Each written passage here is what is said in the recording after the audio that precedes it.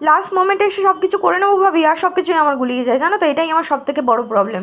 রবীন্দ্র জয়ন্তী উপলক্ষে একটা ডান্স পারফরমেন্সের প্র্যাকটিস করতে চলে গেলাম ছাদে। এতদিন ভাবছিলাম কাল করবো, এখনও তো অনেক দেরি, আর করে করে দেখো আমার এই অবস্থা।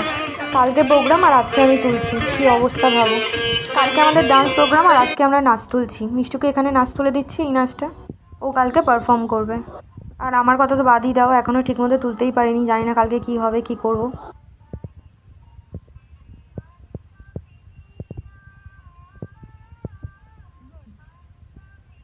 ছোটো থেকেই নাচতে আমার খুবই ভালো লাগে, আমি সারাদিন ধেই ধেই করে নাচতে পারলে খুব বাঁচি, আমি খুবই ভালোবাসি নাচতে।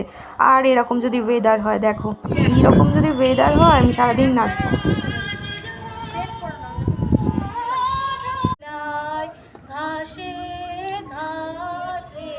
কালকে দিদি এই গানটা করবে বলে আর একবার করে আমাদের শুনিয়ে একটু প্র্যাকটিস করিয়ে দিচ্ছে, হারমোনিয়াম দিয়ে করবে যদিও। আমাদের দর্শক দেখো গালে হাত দিয়ে গান শুনছে। কাকু এখন গাছে জল দিতে দিতে মনে হলো আমাদের সাথে একটু রিহার্সাল করে নি। কাকু গুড, ওয়েল ডান। এইভাবে প্রিপারেশন চলে স্টেজ কাঁপাবে, স্টেজ পুরো কাঁপবে, দর্শক এখানে দর্শক হিল গায়া। কাকুর মেয়ে এখন ছুটেছে কাকুকে নি। সকাল থেকে পড়ছি যে মেলা, এখন আমি তোমার ঘরে বসে করবো শুধু পড়া খেলা। দিকে ঈশানও একবার ঈশানের কবিতাটা বলে শোনাচ্ছে, প্র্যাকটিস করে নিল।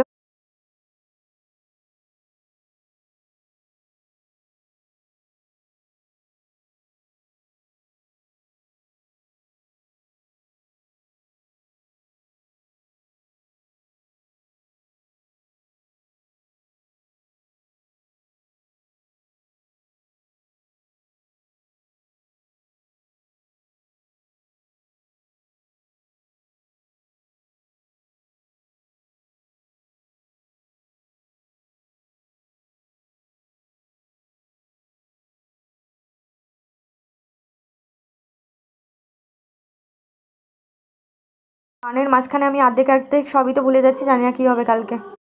এদিকে একদম সন্ধে সন্ধে হয়ে এসছে আর বৃষ্টিও আসছে।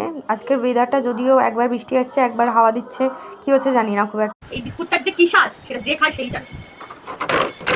কারা কারা খেয়েছো কমেন্ট করো। চায়ের সাথে টোস্ট, আহা পুরো সৌরভ ব্যাপার।